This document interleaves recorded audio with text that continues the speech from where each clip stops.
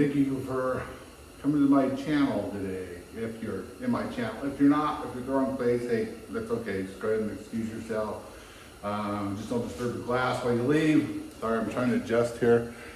Just a little bit, but just wanted to say I had a couple things on my mind. If you haven't watched any of my videos before, the reason I'm learning this, I just got done doing what they call a garage workout. And I thought, I think I want to talk about a couple different things. In the past, this past year, so I never really complain about my life. I really like my life. I'm working on some things that, of course, I'm trying to make better, but I don't have a lot to complain about when it comes to my life. Number one is I have a fantastic wife. We've been married for over 40 years. The funny story about me and her is that the first time I ever met her, she was 12, I was 16. It was a roller skating rink back when roller skating used to be cool. Funny story about that too. I used to be quite the roller skater back in the day. And my granddaughter wanted to go roller skating for her birthday a couple of years ago. And I thought, I'm gonna go and show off my skills. I'd been on roller skates for a long time. And I thought, it shouldn't be that hard, right? It's like riding a bike. You jump on the bike and you go. Yeah, it wasn't quite like that. I kind of, at first, made kind of let's just say that it wasn't a pretty sight. I got those skates on, thought, all right, I'm gonna go out there, I'm good. As soon as I stepped on the thing, boom, I was on my back. And then I couldn't get back up. I couldn't get those stupid skates to hold still. I ended up having I had to crawl back to the carpet while my granddaughter's watching me thinking, oh, Grandpa. But I ended up finally getting up and getting the swing of things, and I just forgot how much I loved to skate. It was fun, and it was fun, but man, it killed me afterwards. Every part of my body was sore as crap, but it was a choice that I made to do that. I was listening to a guy the other day that was talking about choices and all that kind of stuff, and I thought, man, if we could just realize that it's our choice, it's your choice, it's the guy down the street's choice to live the way he lives, the guy across the street to live the way he lives. I live the way I live. I don't care about criticism from anybody how I live or what I do or anything. I don't really care. It doesn't bother me. Those words never bothered me anyway. But some people do. Some people, if somebody will say, well, that person, they shouldn't be doing this, or they should be doing this, or they should be. It's like, it's not your life. It's your life. What do you choose to do?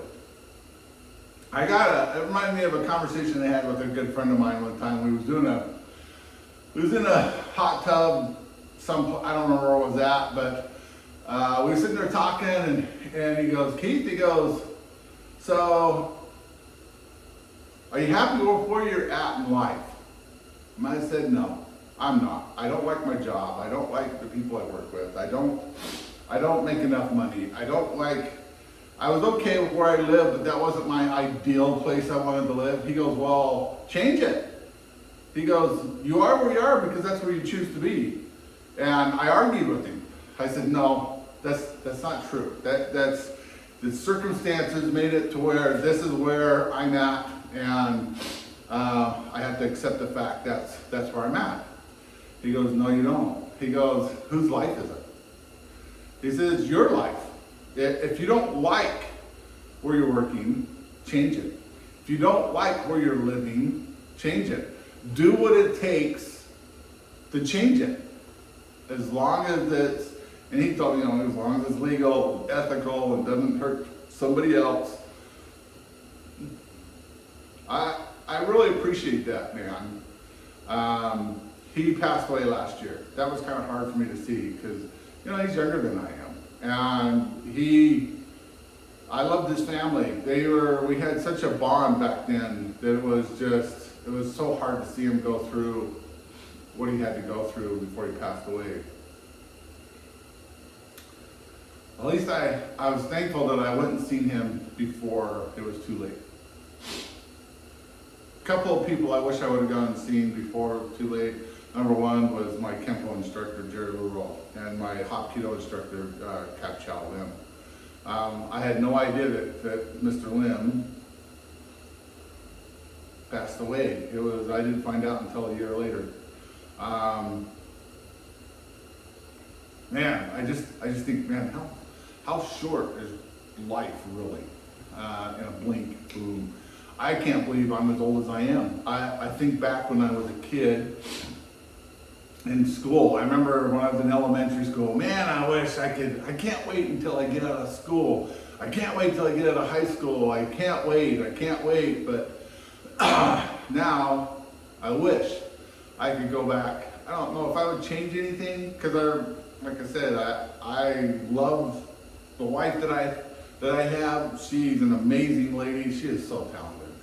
That lady, and if you've never seen any of our TikToks, you know, look me up on TikToks and you'll laugh at me because she's a dancer. I am not. And I have no coordination skills for dancing. So I think she does it just so she can laugh.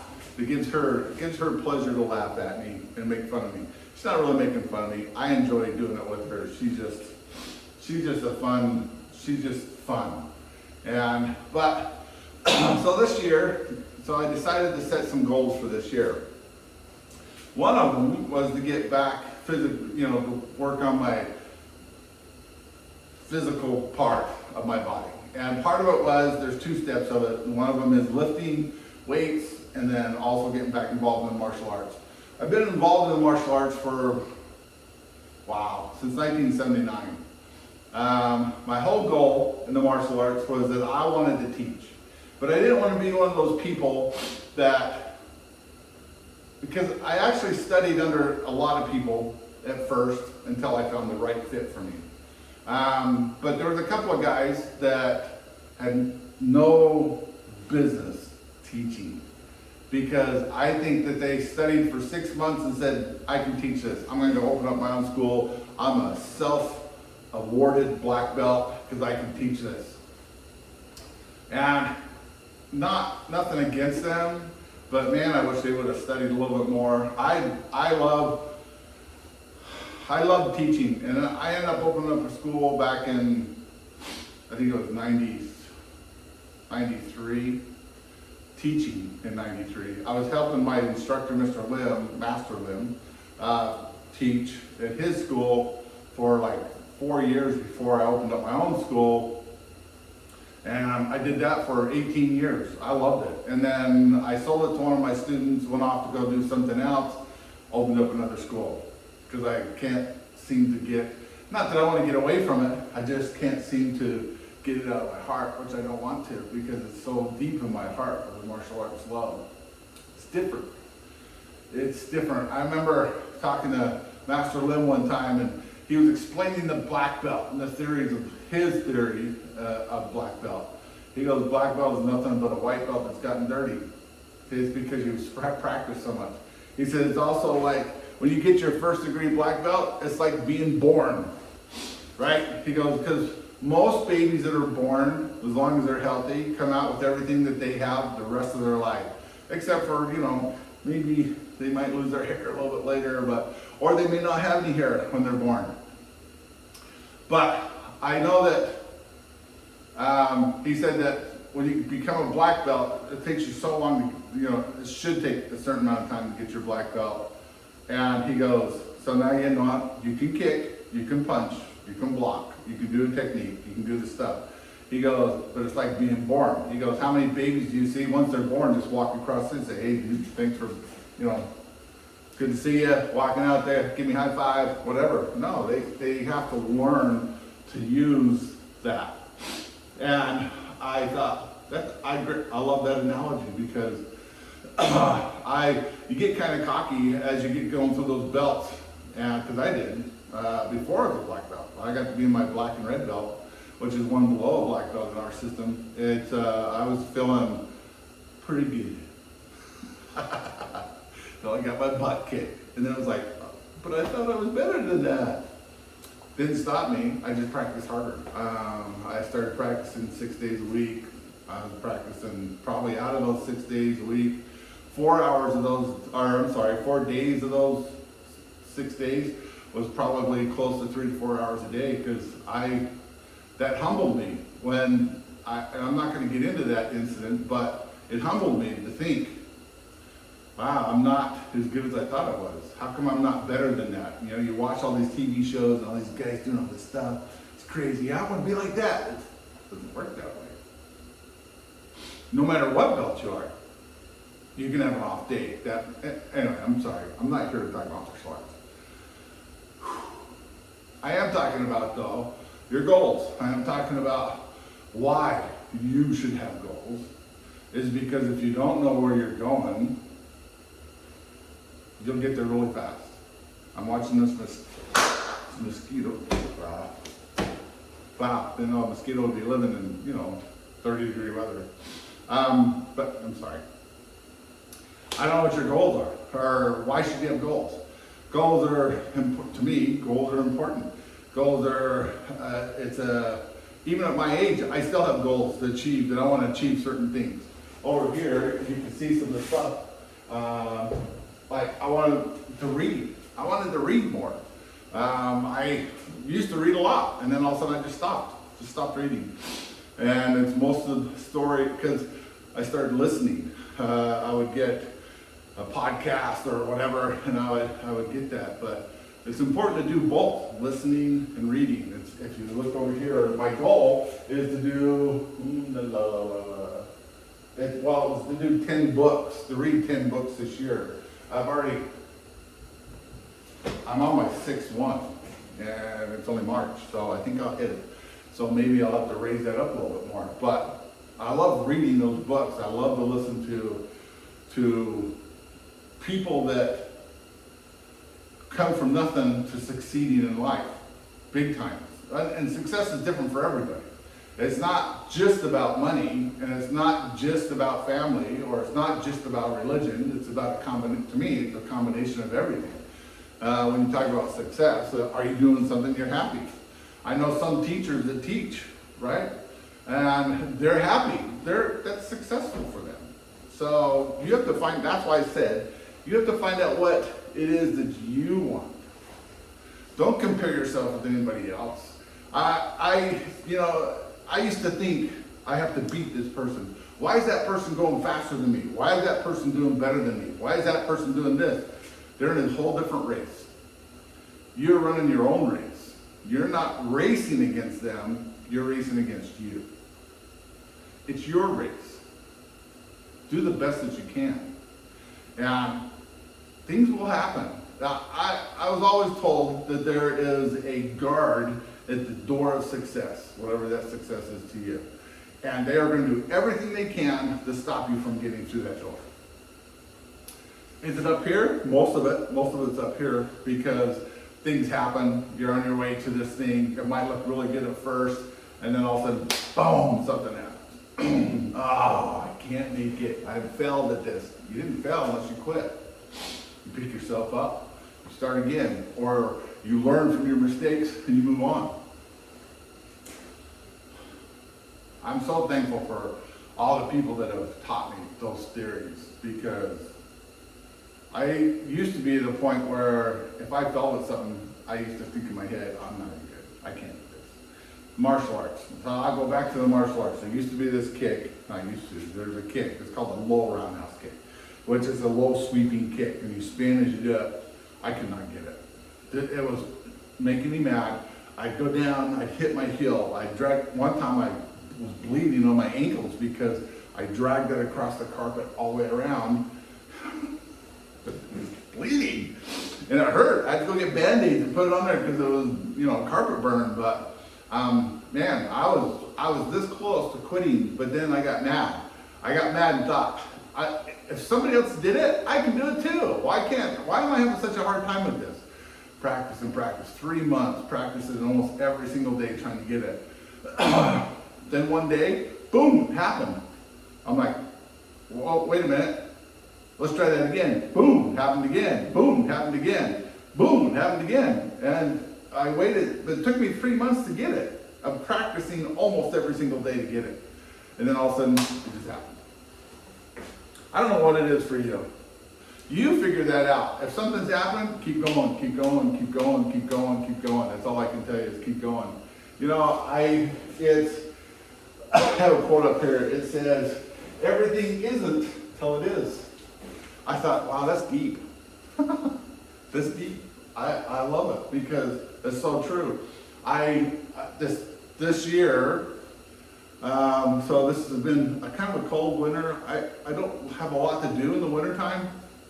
In the summer, I can do yard work or clean up or pull weeds or whatever. I can do things in the summer that I can't do in the winter, obviously, except for, remove snow. I do have a plow in the front of my ATV, and I'll go move people's snow about. I thought, I'm gonna take it bowling. I used to bowl when I was younger, and my dad was quite the bowler. When he passed away, we found I think it's 16 bowling balls that we donated. I kept one, my brother kept one, I think my son kept one, and I think his son kept a couple, but then we donated the rest of them. So I never really got into it. So I was watching a YouTube video, right? And I was watching these guys on the PBA. Thought, I can do that. I think I'm going to get into bowling and go join the PBA. So I actually went and bought a new bowling ball at the local place up here. It's the Family Rec Center. The pro up there, he goes, I walk into this shop and I says, hey, I'd like to buy a bowling ball. Well, what kind do you want? I said, I don't know. What do you suggest? He goes, well, what's your rev rate? I was like, I don't know what you're talking about. Well, what's this? What's this? What's this? I said, dude, I have no idea what you're talking about. He just looks at me. Well, I'm going to order you this ball, which ends up being Phase 2 Storm. And he goes, you'll like this ball. He goes, so when it comes in, we'll, fit it for your hand. So he did. And then we got in there and I thought, all right, I'm going to go PBA. And my problem is I talk too much because I told the lady in front that I was going to join the PBA, all this stuff. And guess what my score was? My very first game with that ball was a 103. Wow. Yeah, I'm going to join the PBA. But it was kind of an eye-opener because I thought, oh, I can do it. But did I quit? No, I kept playing. I kept going, and I've been going every Tuesday and Thursday. My first game was 103 last week. I bowled a 205, and I'm working on getting better. And they should be better because I just make stupid mistakes. But I'm not going to quit. I'm not going to join the PBA. I'm just going to have the best time that I can and have fun at what I'm doing. I enjoy it. It's a lot of fun. I've met some new friends up there and it's good. But anyway, this has kind of been on my mind, is thinking, be the best you that you can be. There's a song by Tim McGraw, I think it's called Be Humble and Be Kind. I don't know, I love that song because it's such a great aspect of being a great human being. Because we have so many that aren't. But I don't have control over that. I have control over me. I don't have control over you. I don't have control over you or you. And sometimes I don't think I have control over me. I just can do the best that I can. Do the best that you can. Thanks for watching. If you've been here all the way to the end, oh my God. Thank you. Stay tuned, I'm going to do some more. Catch you on the flip-flop.